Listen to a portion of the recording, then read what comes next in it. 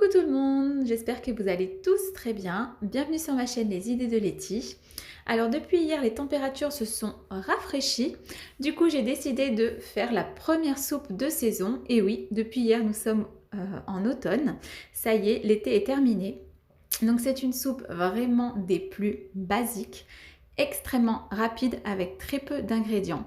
Mais la présentation, comme vous avez pu le voir, change tout. Alors pour ceci, il vous faudra, donc au début je vous ai montré 3 carottes, sauf qu'au final j'en ai mis 5. Donc j'ai pris 3 grosses pommes de terre, un oignon, un poireau, du sel, du poivre et un filet d'huile d'olive. Alors moi je vais utiliser le Thermomix. Du coup je vais vous montrer à quelle température, combien de temps je fais cuire les légumes. Par contre si vous n'avez pas de Thermomix, et ben, vous faites ça dans une grande casserole, dans une grande marmite. Vous mettez de l'eau à chauffer et ensuite vous incorporez vos légumes que vous avez coupés en petits morceaux. Et une fois que ce sera cuit, vous n'aurez plus qu'à utiliser un mixeur plongeant, tout simplement. Alors moi j'ai décidé de faire une soupe très simple, très basique comme je vous le disais au début avec très peu d'ingrédients.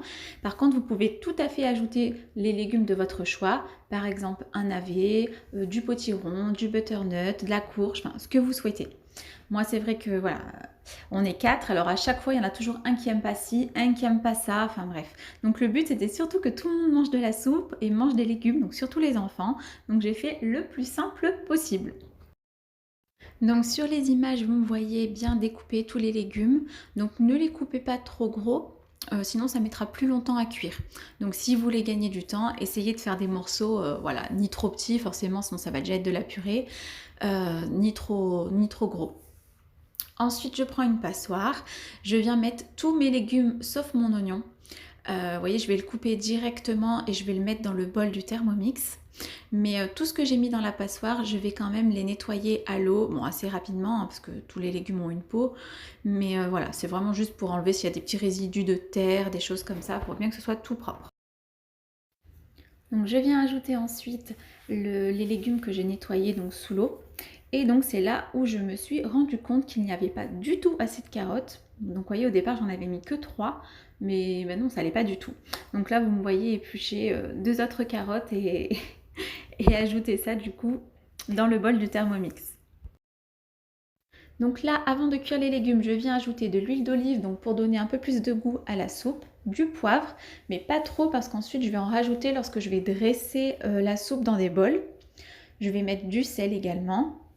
Et je vais venir ajouter un cube Knorr. Alors vous savez, c'est les cubes aux herbes. Donc dedans, il y a du persil, du basilic et je ne sais plus quoi d'autre. Donc pareil, toujours pour donner un petit peu plus de goût à la soupe. Ensuite, je vais venir ajouter l'eau.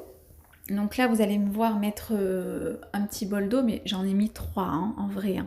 Il faut vraiment qu'il y ait assez d'eau, sinon votre soupe elle va être trop épaisse. Ça va faire de la purée, pas de la soupe, mais de la purée.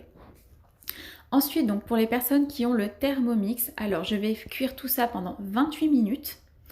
La température 90 degrés et ensuite la vitesse ce sera 1,5. Donc je vous laisse voir les images. Alors ce qui est bien c'est que pendant la demi-heure où les légumes ont cuit, moi j'ai pu donner la douche aux 2 enfants, donc c'est un gain de temps énorme. Je viens mixer le tout pendant entre 1 et 1 minute 30, vitesse 6,5 et voilà le tout, votre soupe est prête. J'espère que cette vidéo vous aura plu, n'hésitez pas à vous abonner, à liker, à commenter, à partager. Gros bisous, à très vite!